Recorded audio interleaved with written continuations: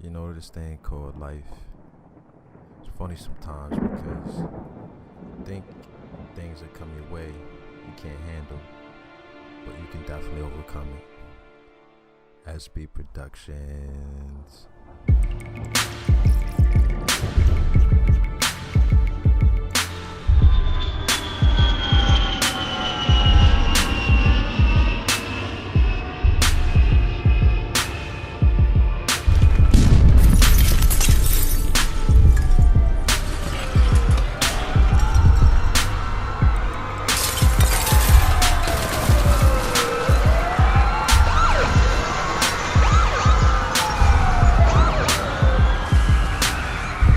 Our war on terror begins with Al-Qaeda, but it does not end there. It will not end until every terrorist group of global reach has been found, stopped, and defeated.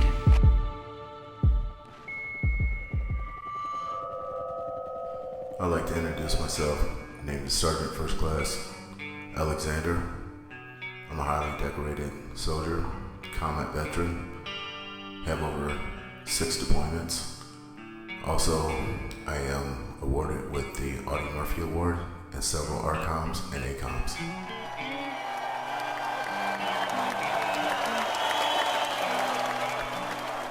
This is my story. What I've survived might kill you. Damn, finally made it to Ali Ali Asling here in Kuwait. It's hot as a motherfucker up in here. So damn hot, even the blue rooms are melting. I ain't never been in a place this motherfucking hot before in my life. But yeah, we gotta train. You know what they say, if it ain't raining, we ain't training. So now here we are, out here in the desert, getting all nasty. Yeah, we can't even get up before 6 o'clock in the afternoon because it's so hot. But yet they want us out here training in the middle of the heat. But I know one thing, when I get to country with my boys, we about to lay it down.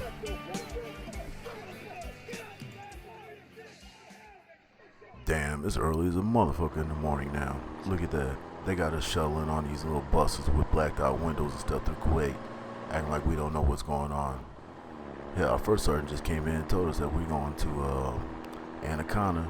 You know what the nickname is, Margaritaville. So we already pumped. Now look at this. Now they done rode us to some exclusive airfield in the middle of the desert, blowing us up here on the C-130 like we cattle and stuff. We all shackled in with our gear on, locked and loaded, ready to go. The only thing that comes to my mind is that one cadence. You know what I'm saying?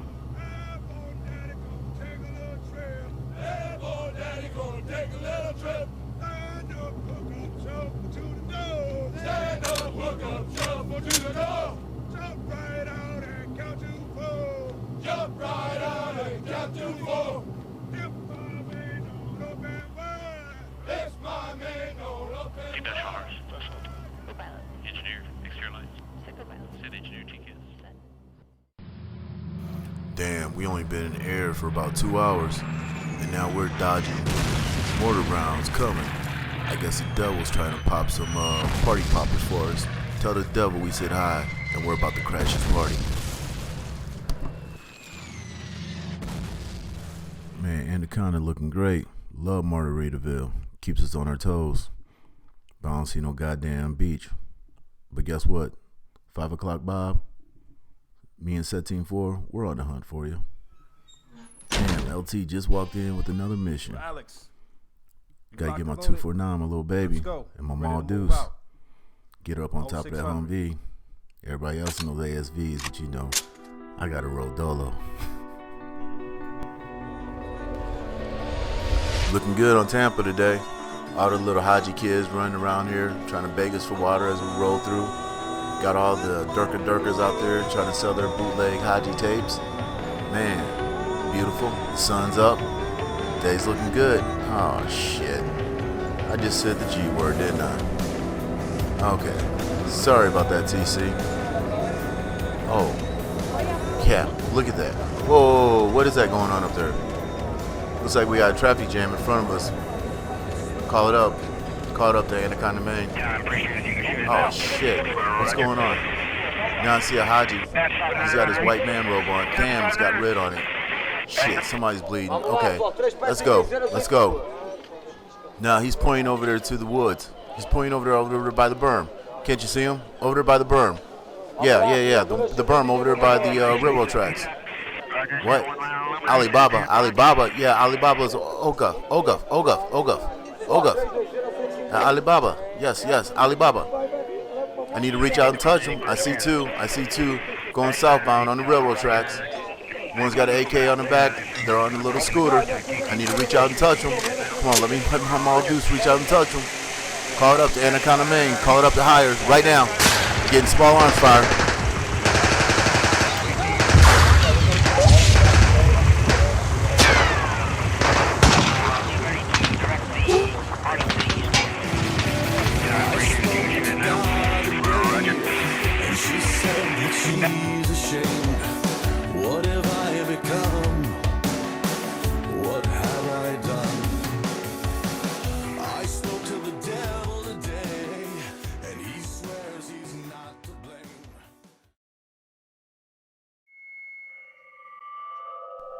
Mr. Alexander, are you okay?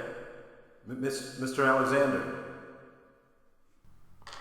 Sorry about that. I was just having some, recalling some old memories.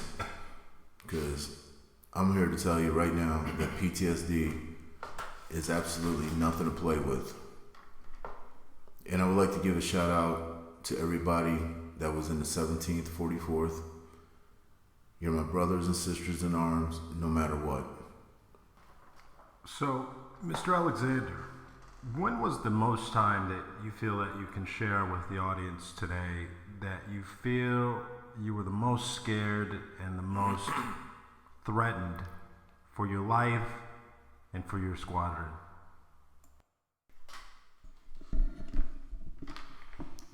Well, sir, that's actually a very good question. I'll never forget it. Any veteran that tells you that they're never scared and they go outside the wire is talking shit out their ass. Because I'll never forget, it was one night, my driver was Beatty, my TC was Michaels, and I was the gunner. And we get a call. It was, I would say it had to be about 3 o'clock in the morning, pitch dark in the middle of Iraq on Tampa, no lights, nowhere. All you see is the stars. And I was smoking a cigarette, and I'll never forget it. There was a call that came over from Hire, and they said, be careful, because there's snipers in your area that the Americans, us, had trained. And when they got back to country, they actually abandoned their squadron and was sniping off American soldiers. And I'll never forget that. I was looking over the desert that night, and I had a come to Jesus moment that at this given time, my life could be over and I could die here. But what kept me going that night was the fact that I have 3 beautiful kids, and I told myself that I will see my kids again. That right there was my introduction again to combat. Thank you for sharing that, Mr. Alexander. The next question is from a member in the audience, from Susan from Nebraska. She would like to know if you or your squadron, given the nature of the enemy, the opposition, the insurgency in Iraq, have you ever encountered any improvised exploding devices, also known as IEDs? Yeah, the main route that we would patrol on was literally called IED Alley because of that.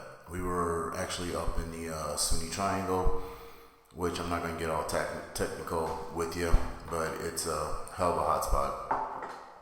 And yes, IEDs were a everyday occurrence for us and something that we took very serious. I can remember several incidents where we would be going through a checkpoint and there would be a bunch of people just kind of hanging out on the side of the road. The IP, which is the Iraqi police, they would also be there just looking at us. But yeah, I know that this one particular day, something just wasn't right. So we rode through the checkpoint, and I'll never forget, this kid, he had to be about 12 years old, off on the right-hand side, shoulder of the road, and he made the emotion to me to kind of like duck down, basically, cover my ass. And less than a click up the road, we got hit with an IED. That was one time. Another time that really got me, it was a night mission again, and we were rolling. We got hit with an IED, but come to find out that IED was a sulfur and chlorine IED. Now, I need to reassure you guys of my position is that I was a gunner in an open turret Humvee. So therefore, all that chlorine and sulfur literally got into my lungs. I was unable to get to my chem suit because of where it was. So we couldn't even get medevaced out because conditions were black, and we couldn't get the angels out to medevac us. So I had to sit there and breathe in all that stuff for over 14 hours before conditions even went to amber for us to roll back to our base. Thank you for that, Mr. Alexander. Thank you for sharing that with us. So we have another question from Taylor from California. He wants to know, since he's going to be deployed in the next few days, what's the camaraderie like with the people that you served with? Is there any, special ones that you were in combat or served with that you would like to share those special relationships with? Yeah, I would like to give special thanks, especially with that question. First off, I would like to say that Dan Michaels, that dude is a character. He'll have you laughing. He's a great storyteller. And no matter what kind of bad news that you get back from back at home, if you go and talk to him at his hooch, 2 seconds after you introduced him or around his presence, you done forgot about it. Also, Steve Clark, that's my brother from another. Me and him, man, we've been through some stuff.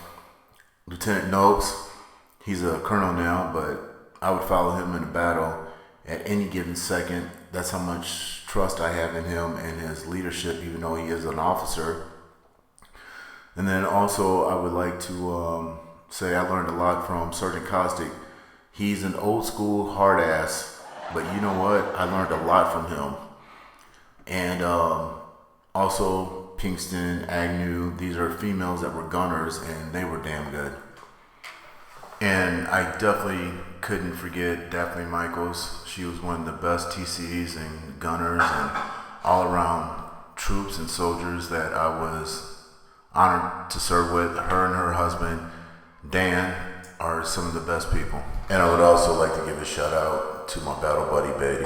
Once again, Sergeant Alexander, we highly appreciate the service, the honor, the duty that you served, and we greatly appreciate you sharing these heartfelt, sincere stories that you encountered in combat. Just wrapping this up, we're about out of time. Is there any closing remarks that you would like to share with the audience today who's about to be deployed in a matter of weeks?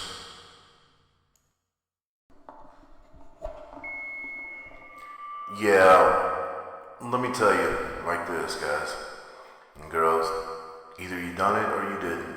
Either you're phobic or you're not. It really doesn't matter what you do.